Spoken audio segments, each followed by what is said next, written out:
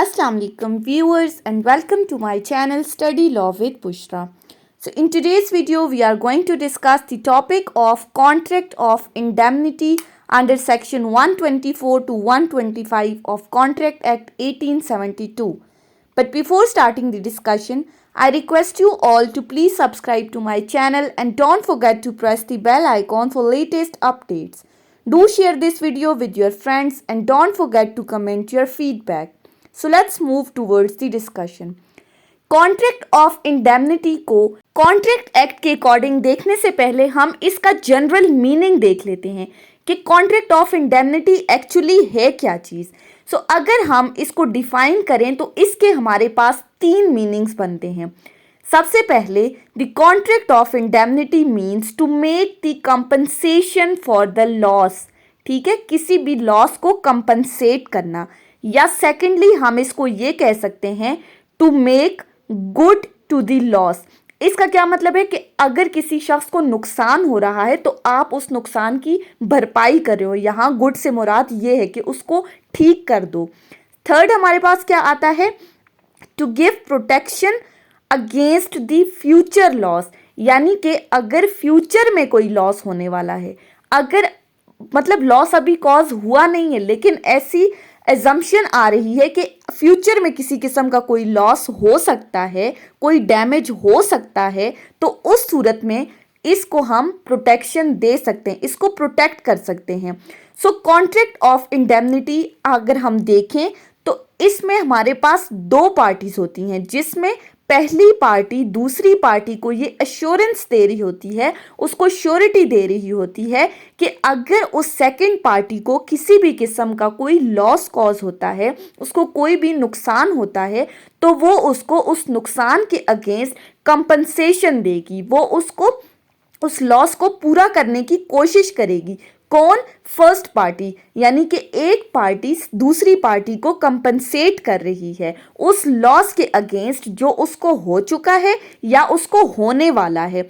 ये था general meaning of contract of indemnity. अब हमने देखना है सेक्शन 124 के अकॉर्डिंग कि कॉन्ट्रैक्ट एक्ट 1872 का सेक्शन 124 इस कॉन्ट्रैक्ट ऑफ इंडेमनिटी को किस तरह से डिफाइन करता है। So, as per the direct language of section 124, contract of indemnity is a contract in which one party promises to save the other party from the loss caused to him by the conduct or by the act of promisor himself or by the any other person is called contract of indemnity। अब हम इस definition को थोड़ा detail में समझ लेते हैं कि एक्चुअली ये सेक्शन कहना क्या चाह रहा है। पहली बात, सेक्शन 124 क्या कहता है कि ये कॉन्ट्रैक्ट ऑफ इंडेमनिटी क्या है, एक ऐसा कॉन्ट्रैक्ट है, ठीक है। सबसे पहली बात, इट इज़ अ कॉन्ट्रैक्ट। अब कैसा कॉन्ट्रैक्ट है? जिसमें एक पार्टी प्रॉमिस करती है दूसरी पार्टी से, ठीक है। उस यहाँ प्रॉमिस का मतलब क्या है कि वो श्योरिटी दिला रही है कि वो दूसरी पार्टी को उस लॉस से बचाएगी। फॉर एग्जाम्पल, वन पार्टी आ गई ए और सेकंड पार्टी आ गई बी। अब किसी भी किस्म का कोई भी लॉस प्रॉमिस और के कंडक्ट की वजह से, यानी कि फर्स्ट पार्टी के कंडक्ट की वजह से जिसको हमने ए अज्यूम किया था, या फिर किसी दूसरे बंदे के, कोई भी एनी अदर ह्यूमन बीइंग, ठीक है, जो कि उस कॉन्ट्रैक्ट में नहीं है, ठीक है, उसके थर्ड पर्सन के किसी भी एक्ट की वजह से अगर उस बंदे को कोई नुकसान पहुंच रहा है, कोई भी ऐसा ह्यूमन बीइंग है जो उस पार्टी बी को कोई नुकसान पहुंचा रहा है, तो फर्स्ट पार्टी उसको ये श्योरिटी दिलाती है कि मैं तुम्हें इस नुकसान से बचाऊंगी, या अगर नुकसान हो चुका है तो वो उसे उस नुकसान से कंपनसेट करेगी। ये सेक्शन 124 कह रहा है। फॉर एग्जाम्पल, हमारे पास दो पार्टीज हैं, ठीक है। फर्स्ट पार्टी ने सेकंड पार्टी को ये श्योरिटी दिलाई है कि अगर उस सेकंड पार्टी को किसी भी किस्म का कोई भी लॉस कॉज हो रहा है, कोई भी नुकसान पहुंच रहा है, तो उस सेकंड पार्टी को कंपनसेट किया जाएगा, उसको कंपनसेशन मिलेगी। लेकिन वो कंपनसेशन कौन दे रहा है? First party. अब जिस तरह से हमने जनरल कॉन्ट्रैक्ट के अंदर पढ़ा था कि हमारे पास दो पार्टीज होती हैं, कौन कौन सी? एक पार्टी है हमारे पास promisor and the second one is called promisee. इसी तरह अब जिस तरह से जनरल कॉन्ट्रैक्ट में दो पार्टीज हैं, इसी तरह कॉन्ट्रैक्ट ऑफ इंडेमनिटी के अंडर भी हमारे पास दो पार्टीज इन्वॉल्व हैं। ठीक है, जैसे हमने कहा ना, एक पार्टी दूसरी पार्टी को बचाती है। अब यहाँ दो पार्टीज कौन कौन सी हैं? एक को कहा जाता है indemnity holder and the second one is called indemnifier. अब देखना ये कि इंडेमनिटी होल्डर और इंडेमनीफायर कौन है। अब जिस तरह से हमने सेक्शन 124 की डेफिनेशन में पढ़ा कि एक पार्टी दूसरी पार्टी को नुकसान से बचा रही है, सेकंड पार्टी फर्स्ट पार्टी को कंपनसेट कर रही है लॉस से। अब ये जो पहली पार्टी है जो दूसरी को कंपनसेशन दे रही है, उसको हम कहते हैं, वो क्या है? वो इंडेमनीफायर है। यानी कि अगर जनरल कॉन्ट्रैक्ट के साथ हम इसको लिंक करें तो दैट इंडेमनीफायर इज अ प्रोमिसोर। और जिस पार्टी को कंपनसेशन दी जा रही है, जिसके नुकसान की भरपाई की जा रही है, उसको हम कहते हैं इंडेमनिटी होल्डर, या जनरल कॉन्ट्रैक्ट की लैंग्वेज में देखें तो that second person is called promisee. तो इसी तरह जनरल कॉन्ट्रैक्ट की तरह कॉन्ट्रैक्ट ऑफ इंडेमनिटी के अंडर भी हमारे पास दो पार्टीज हैं जिनको इंडेमनिटी होल्डर और इंडेमनीफायर कहा जाता है। अब हम यहाँ एक एग्जाम्पल के थ्रू समझ लेते हैं इंडेमनिटी होल्डर और इंडेमनीफायर का difference. For example, mister A ने एक कार परचेज की, मिस्टर ए ने एक गाड़ी खरीदी और गाड़ी खरीदने के बाद वो इंश्योरेंस कंपनी में गया। ठीक है, वो मिस्टर ए इंश्योरेंस कंपनी में गया और उस गाड़ी की इंश्योरेंस कराई। अब यहाँ दो पार्टीज आ गई हैं, एक मिस्टर ए जिसने गाड़ी खरीदी है और इंश्योरेंस कंपनी आ गई हमारे पास पार्टी बी, यानी कि ये दो पार्टीज आ गई। अब इंश्योरेंस कंपनी मिस्टर ए को ये श्योरिटी दे रही है, उसे ये अश्योर करा रही है कि अगर फ्यूचर में इस गाड़ी से मिस्टर ए को कोई भी नुकसान पहुंचता है, फॉर एग्जाम्पल कोई एक्सीडेंट होता है या कोई भी मिसहैप हो जाती है, तो ये इंश्योरेंस कंपनी मिस्टर ए को कंपनसेट करेगी, उसको कंपनसेशन देगी। यानी कि अगर मिस्टर ए को किसी भी किस्म का नुकसान पहुंच रहा है तो इंश्योरेंस कंपनी ने उसे ये श्योरिटी दिलाई है कि वो उसे उस नुकसान से बचाएगी। ठीक है, और अगर नुकसान हो गया है तो वो कंपनसेट करेगी। अब यहाँ मिस्टर ए क्या है? इंडेमनिटी होल्डर है जिसको कंपनसेट किया जा रहा है, और जो इंश्योरेंस कंपनी है हमारे पास वो इंडेमनीफायर है जो इंडेमनिटी होल्डर को कंपनसेट कर रही है।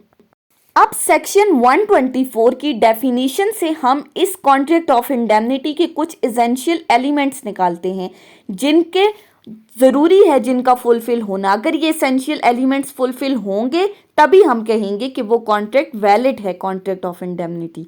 सबसे पहला आ जाता है, there must be a contract between two persons.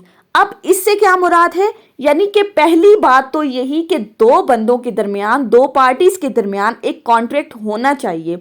जिस तरह हमने जनरल कॉन्ट्रैक्ट में पढ़ा था कि दो पार्टीज का मौजूद होना जरूरी है, और इस कॉन्ट्रैक्ट ऑफ इंडेमनिटी पर भी वही जनरल कॉन्ट्रैक्ट की प्रोविजंस एप्लीकेबल होंगी। कैसे?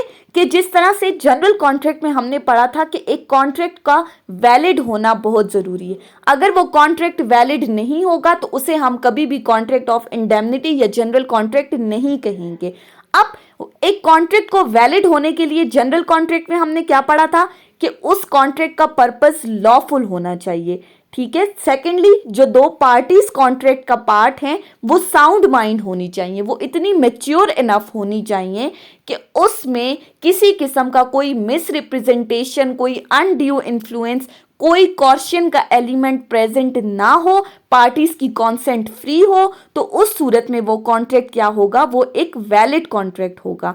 इसी तरह से यही प्रोविजंस कॉन्ट्रैक्ट ऑफ इंडेमनिटी पर भी एप्लीकेबल होती हैं। सो ये था हमारे पास फर्स्ट एसेंशियल। सेकंड एसेंशियल आता है उसी डेफिनेशन में से, one party promises to save the other party. वही जो हमने सेक्शन 124 के सेकंड पार्ट में बात कही थी कि एक पार्टी प्रॉमिस करती है दूसरी पार्टी को कि वो उसे कंपनसेट करेगी। अब यहाँ प्रोमिसेस का मतलब क्या है कि वो पार्टी श्योरिटी दे रही है दूसरी पार्टी को कि अगर कोई भी नुकसान हो गया तुम्हें तो उस नुकसान को मैं पूरा करूंगा, ठीक है, उस नुकसान को वो दूसरी पार्टी पूरा करेगी। उसके बाद आता है थर्ड एलिमेंट। थर्ड क्या कहता है? The loss must be caused to the indemnity holder. इसका क्या मतलब है? यानी कि जो सेकंड पार्टी है, जो इंडेमनिटी होल्डर है, नुकसान उसी को ही होना चाहिए। यहाँ इंडेमनिटी होल्डर का नुकसान होने से क्या मुराद है कि फॉर एग्जाम्पल अगर कोई थर्ड पार्टी है जो कि उस कॉन्ट्रैक्ट का पार्ट नहीं है, ठीक है, तो वो इंडेमनीफायर से कभी भी किसी भी कंपनसेशन को क्लेम नहीं कर सकती। यानी कि एक कॉन्ट्रैक्ट के अंदर जो दो पार्टीज हैं जो उस कॉन्ट्रैक्ट का पार्ट हैं, इंडेमनिटी होल्डर है, वो ही इंडेमनीफायर से लॉस के लिए कंपनसेशन डिमांड कर सकता है। ये था थर्ड एलिमेंट। फोर्थ और लास्ट एलिमेंट क्या कहता है? That the loss must be caused by the conduct or act of indemnifier or the act of any other human being, जो कि सेक्शन 124 का लास्ट पार्ट था। इस पार्ट में क्या कहा गया है? सिंपल सी बात है कि जो नुकसान हुआ है वो या तो इंडेमनीफायर के अपने एक्ट की वजह से होना चाहिए, यानी कि जो प्रोमिसोर है, जनरल लैंग्वेज में अगर हम देखें तो उस प्रोमिसोर के किसी एक्ट की वजह से इंडेमनिटी होल्डर को कोई नुकसान हुआ है, या फिर कोई भी ऐसा दूसरा ह्यूमन बीइंग, कोई भी दूसरा इंसान अगर उसके किसी एक्ट की वजह से उस इंडेमनिटी होल्डर को कोई नुकसान हुआ है तो वो नुकसान इंडेमनीफायर पूरा करेगा। ये थे हमारे पास 4 एसेंशियल एलिमेंट्स जिनका फुलफिल होना बहुत ज़्यादा ज़रूरी है एक कॉन्ट्रैक्ट ऑफ इंडेमनिटी को वैलिड करार देने के लिए। अब ये तो हमने देख लिए कि ये एसेंशियल एलिमेंट्स होंगे तो एक कॉन्ट्रैक्ट जो है वो वैलिड कॉन्ट्रैक्ट ऑफ इंडेमनिटी कहलाएगा। अब हमारे पास कुछ एक्सेप्शनल सिचुएशंस हैं, कुछ ऐसी सिचुएशंस हैं जिनमें अगर कोई नुकसान इंडेमनिटी होल्डर को होता है तो उस सूरत में उस लॉस को इंडेमनीफायर कंपनसेट नहीं करेगा।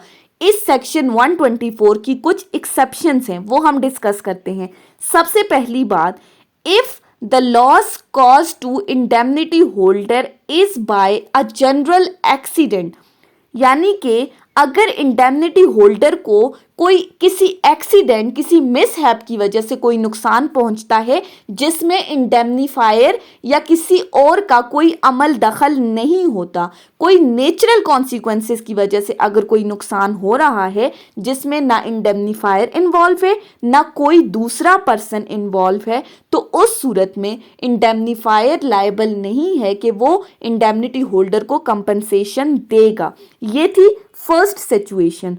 उसके बाद आती है हमारे पास सेकंड सिचुएशन। क्या कह रही है?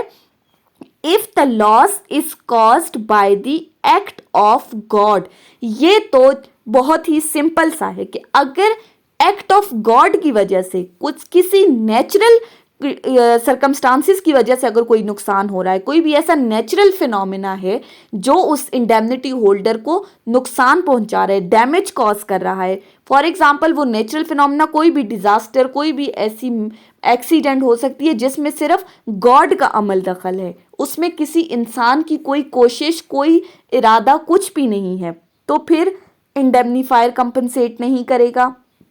और लास्ट वन हमारे पास क्या कहता है?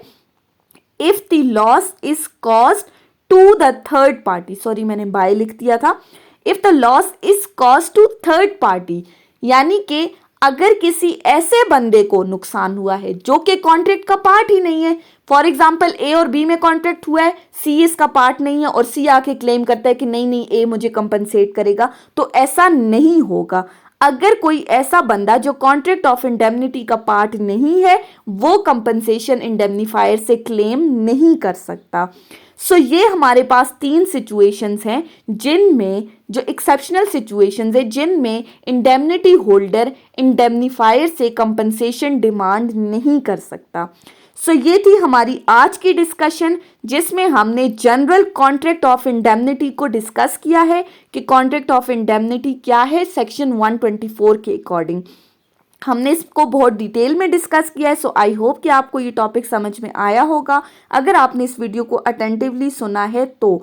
अगर आपको ये वीडियो अच्छी लगी है तो इस वीडियो को लाइक करें, कमेंट करें, चैनल को सब्सक्राइब करना ना भूलें, ज़्यादा से ज़्यादा अपने फ्रेंड्स के साथ शेयर करें। Thank you so much for watching this video. अल्लाह हाफिज़।